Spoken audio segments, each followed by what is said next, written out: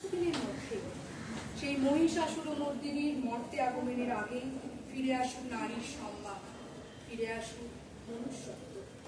মাতৃপক্ষের সূচনার সঙ্গে বিচার হোক মনুষ্যরূপী অসুরদের, বিচার পাক তিলোত্তমা।